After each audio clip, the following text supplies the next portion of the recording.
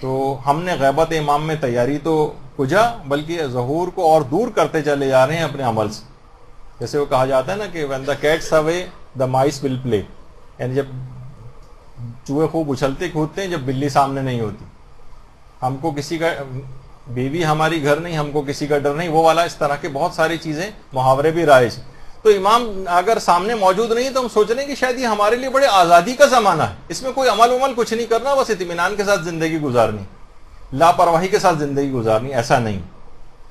لہذا روئیے, تڑپیے.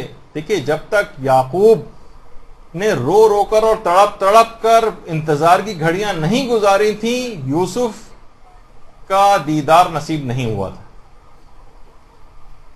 تو اسی طرح سے آپ کو بھی یہ موقع گزارنا ہے تاکہ امام کا شربت دیدار آپ کو نصیب ہو.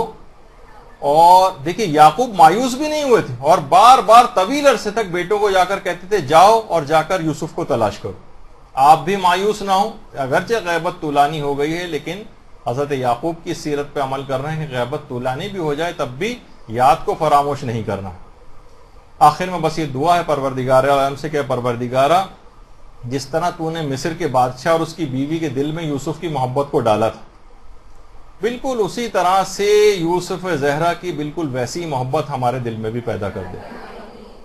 اور جس طرح یوسف نے کنعان میں اپنے اچھے بلکہ اپنے تمام برے بھائیوں کو معاف کر دیا تھا جب ان کے پاس پہنچے تھے, اور اچھوں کو بروں سے الگ نہیں کیا تھا اور سب کو اپنے پاس بلا لیا تھا, اچھوں اور بروں کو, تو اے یوسف زہرا ہم بھی برادران یوسف کی طرح سے ہیں, برے ہیں, اپنے اطاعت گزار شیعوں سے ہمیں الگ نہ کیجیے اور ہمیں معاف کر کے پروردگار کی بارگاہ میں سے بھی ہمیں معافی دلوائیے اور اپنے پاس آنے کی بھی ہمیں توفیق عطا فرمائے.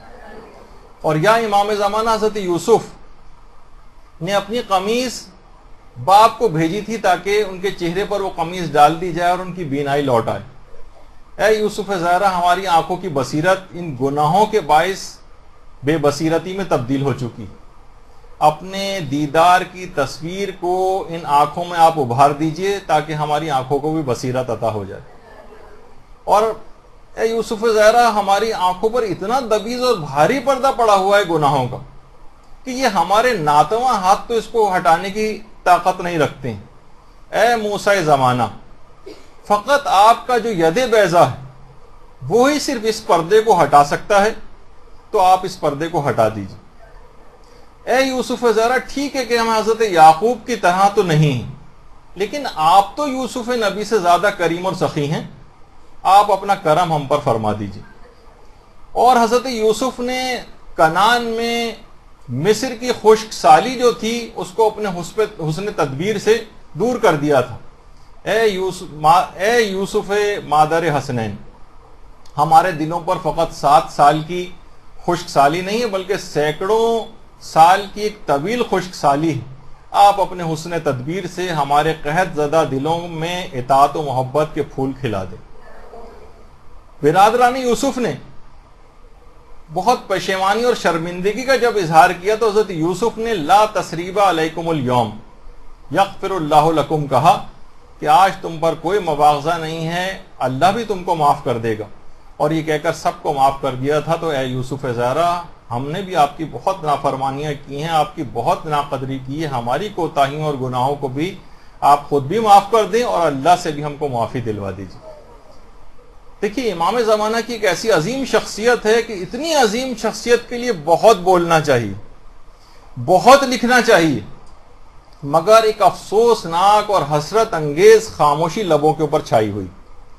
دوسروں کو تو ان کا تعارف درکنار, ان کے ماننے والوں کی محفلیں بھی ان کے ذکر سے خالی نظر آ رہی.